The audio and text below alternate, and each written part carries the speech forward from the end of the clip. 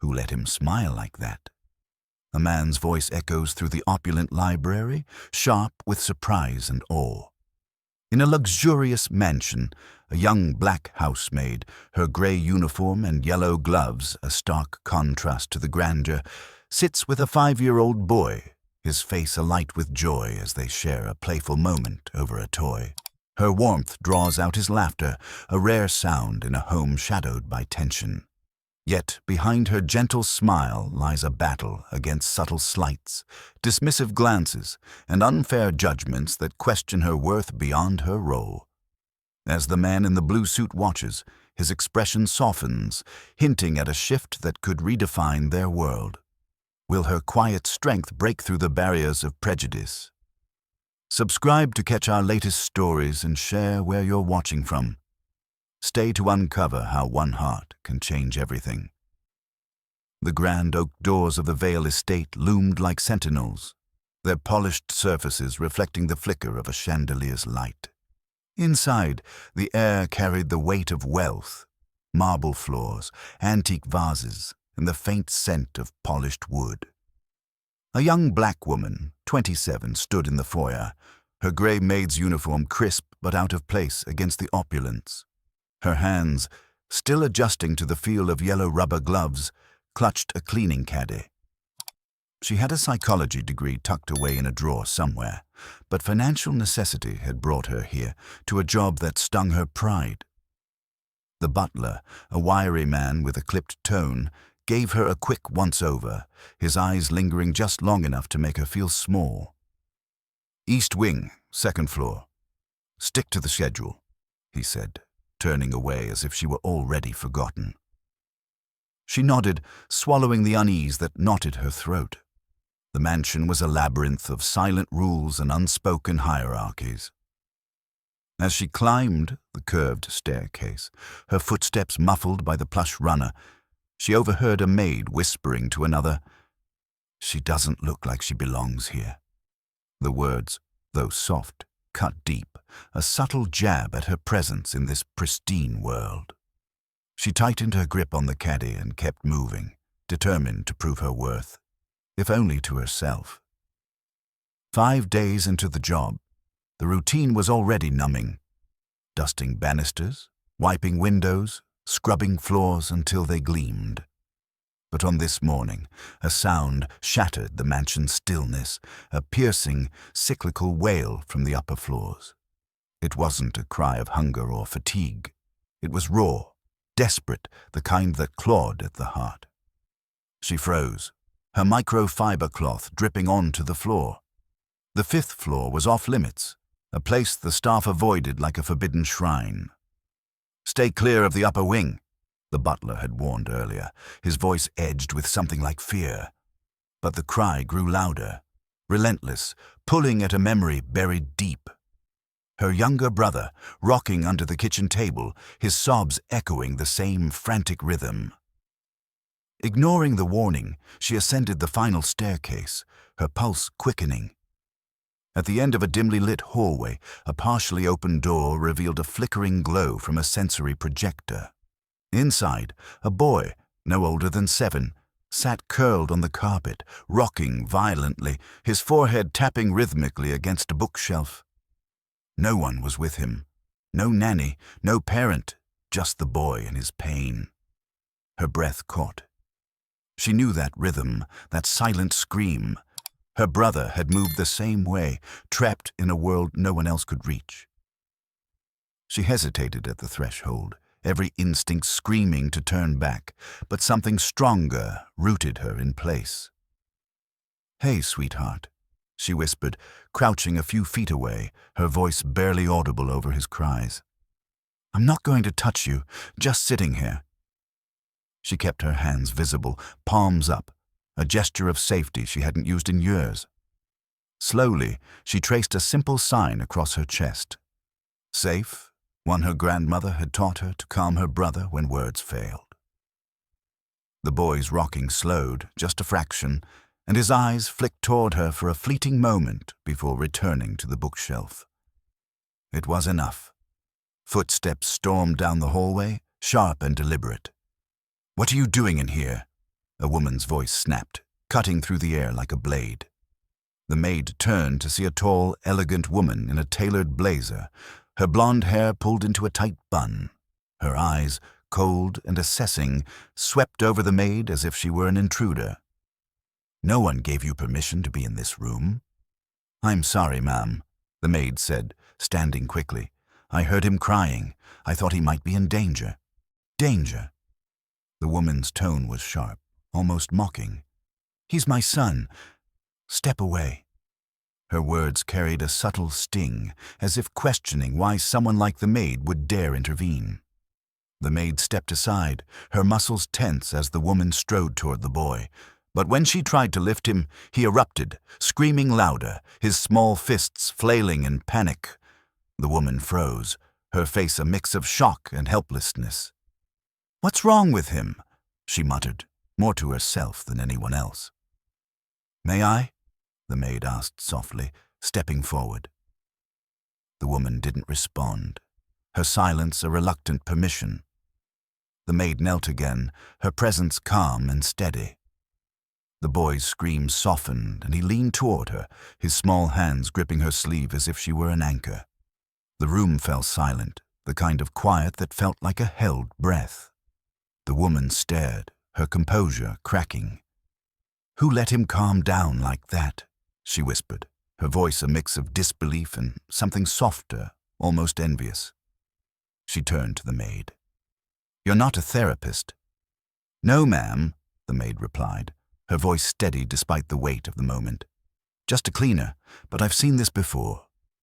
My brother, he was like him." The woman's lips pressed into a thin line. "Return to your duties," she said, her tone clipped as if reasserting control. "We'll discuss this later."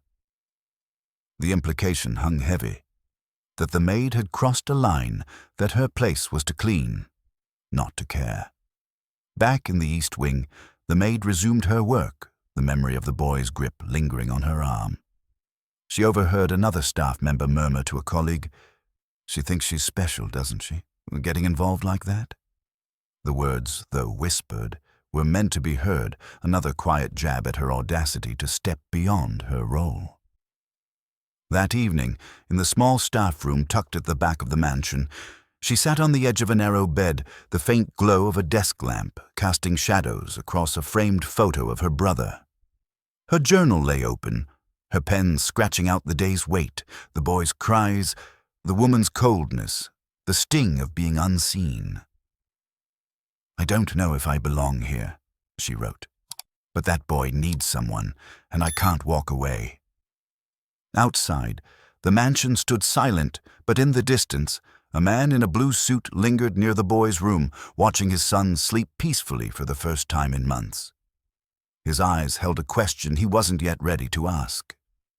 In the dim glow of her staff room, the young black maid closed her journal, the weight of the day's events pressing against her chest.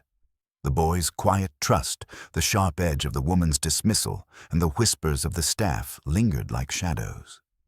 She didn't know if she could keep stepping into spaces where she wasn't wanted, but the boy's small hand on her sleeve anchored her resolve. As she turned off the lamp, the mansion's silence felt heavier, a prelude to the tensions that would soon surface. Morning light filtered through the tall windows of the Vale estate, casting golden streaks across the polished floors.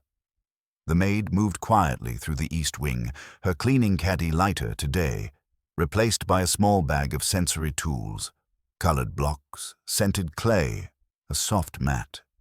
She had spent the previous night researching, drawing on her psychology training to design activities for the boy. In his nursery, she knelt on the carpet, arranging the blocks in neat rows. The boy sat nearby, his eyes tracking her movements. He didn't speak, but when she nudged a blue block toward him, he mirrored her, placing a red one beside it.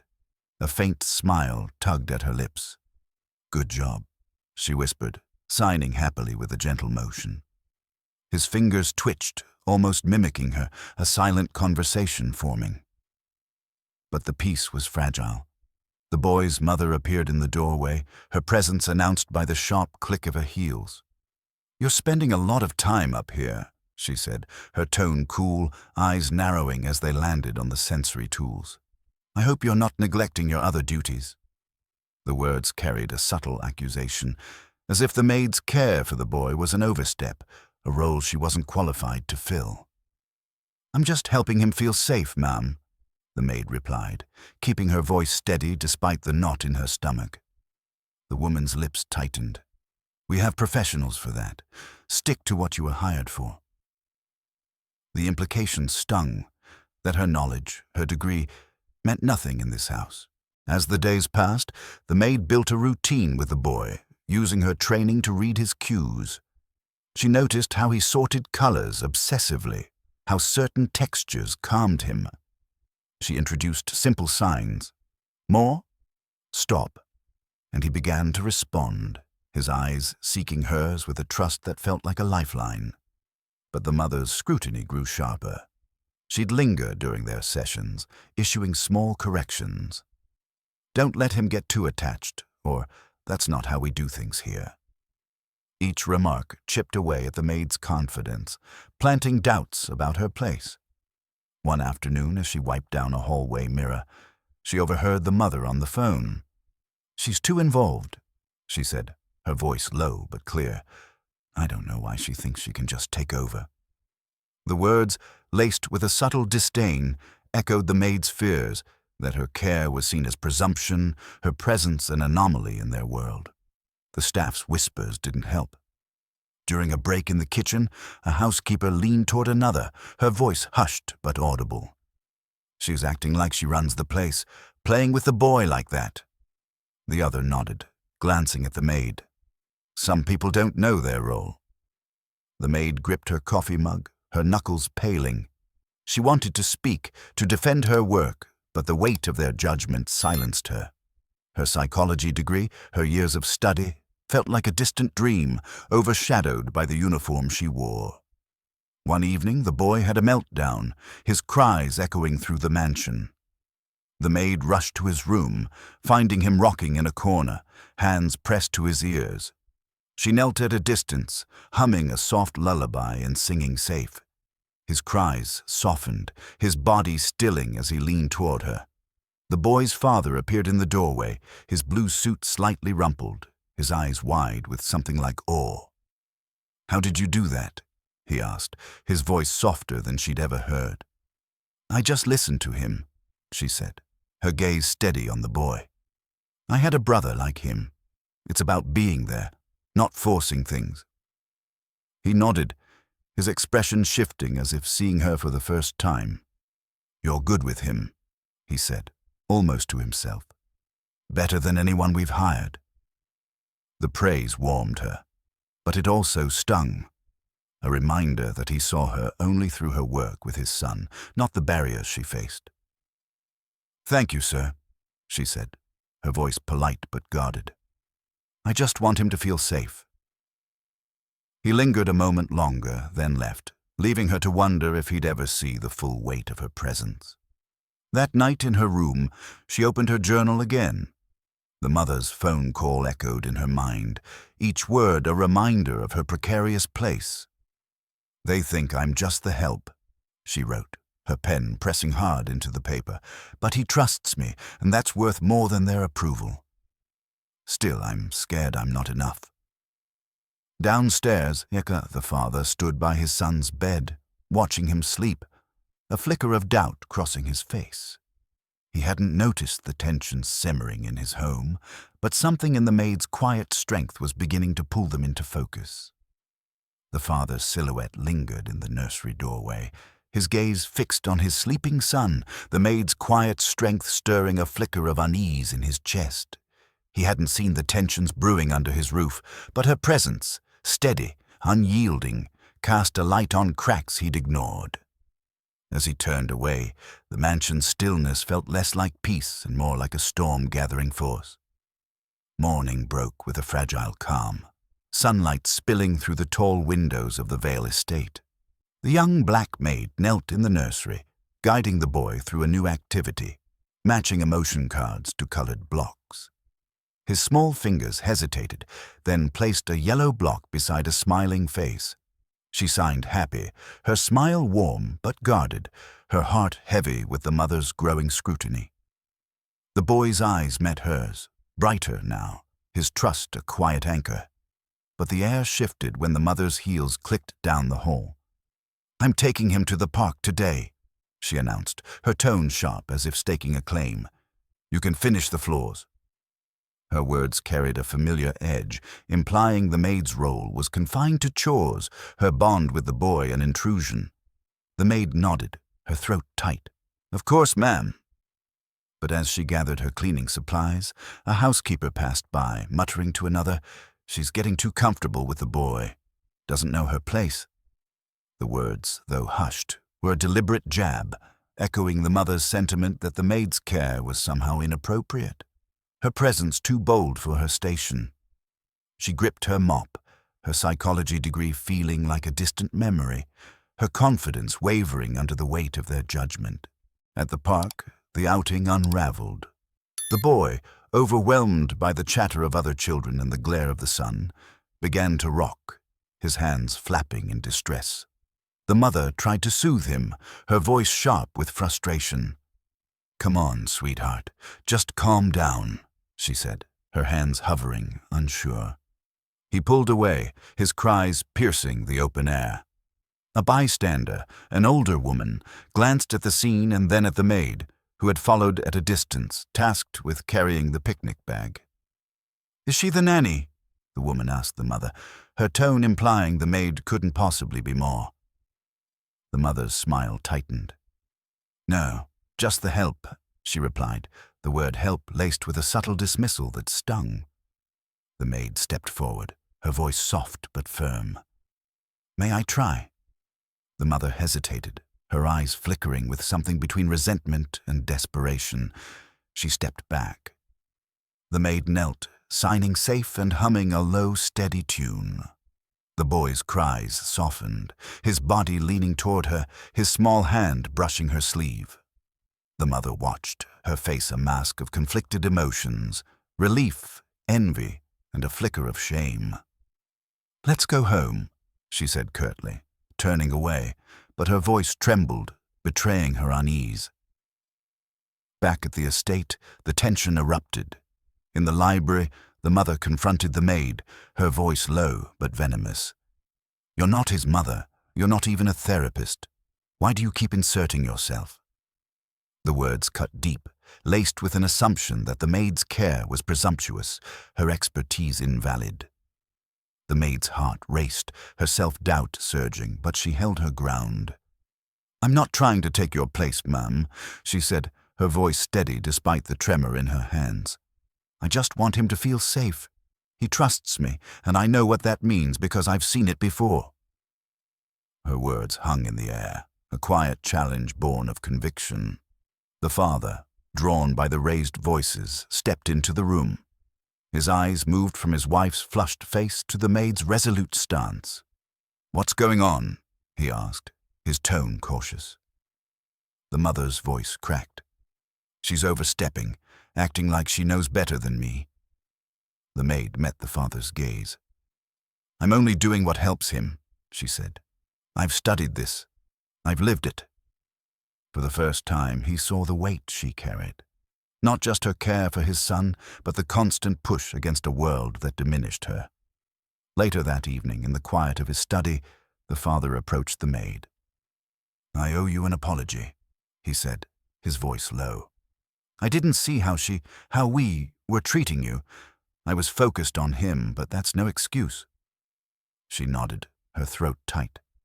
"I grew up being overlooked," she said softly. "People like me, we're used to it.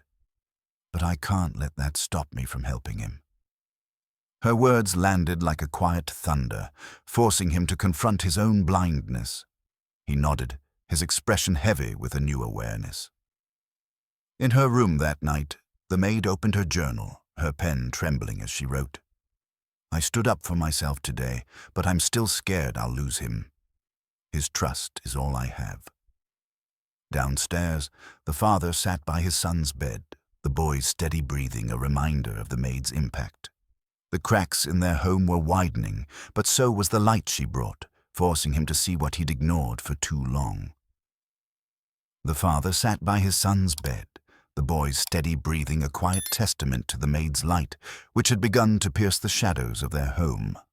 Her courage had forced him to see the fractures he'd ignored, and now, with her words echoing in his mind, he felt a resolve to mend them. The mansion, once a cold monument to wealth, hummed with the faint promise of change. Morning light spilled into the nursery, casting a warm glow across the wooden floor. The young black maid stood by the window, her heart pounding as the boy, sitting cross-legged on a soft mat, signed Mama with the hesitant fingers, his eyes locked on hers. The word wasn't spoken, but its shape in the air was a fragile miracle, a bridge built from months of trust. Her breath caught, torn between joy and fear that this moment might unravel her place in the household. The mother, standing in the doorway, froze, her face a tapestry of shock and vulnerability. "He signed that to you," she whispered, her voice trembling, not with anger but with a raw ache.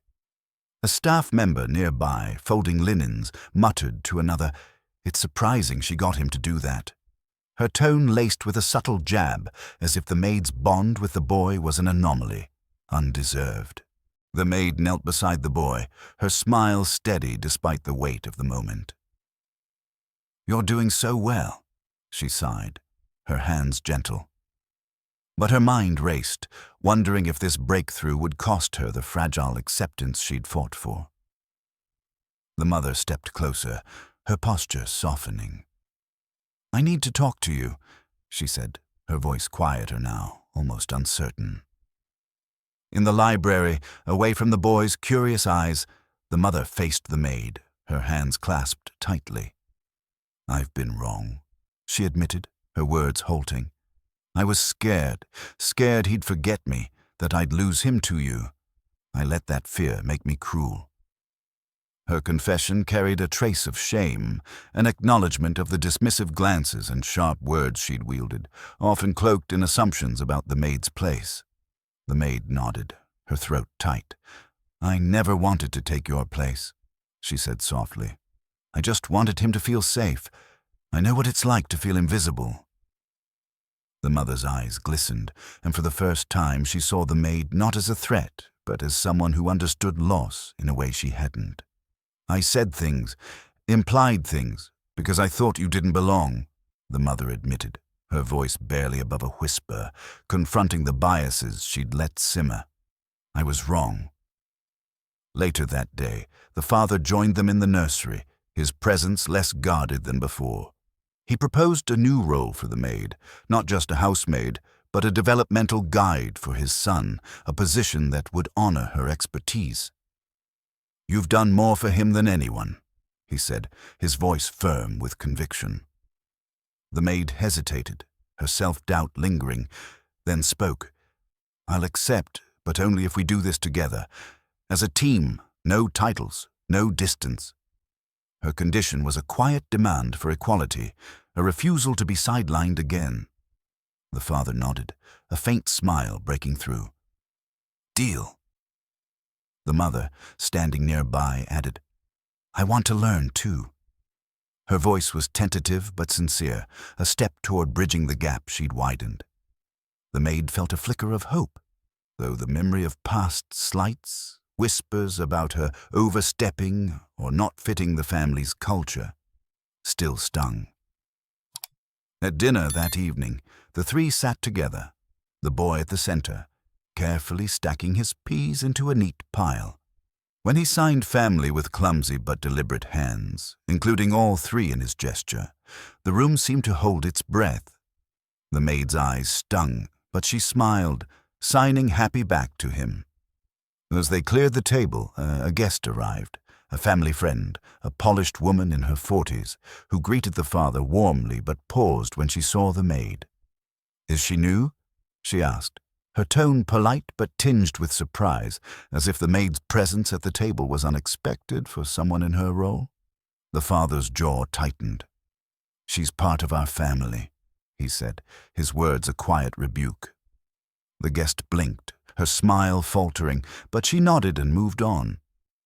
The maid felt the familiar sting of being misjudged, but the father's defense anchored her, a small victory against the undercurrents of prejudice.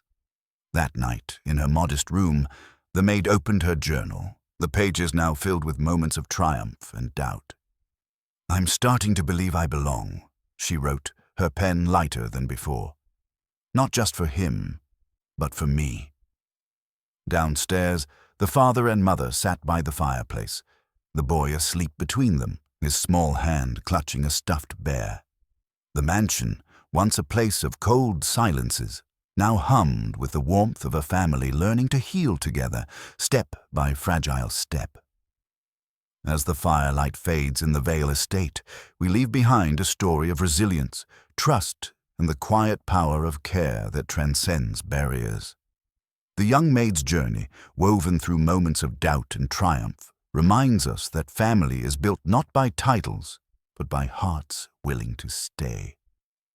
What did this story stir in you? Did her courage to stand firm despite unseen slights resonate with your own experiences? Share your thoughts in the comments below and let us know where you're watching from. Your voice adds to this shared tapestry. Thank you for joining us on this emotional ride, for letting these characters linger in your mind. Subscribe to catch more stories that touch the soul, and we'll meet you again soon, ready to uncover another tale of human connection. Until then, keep listening, keep caring, and keep showing up.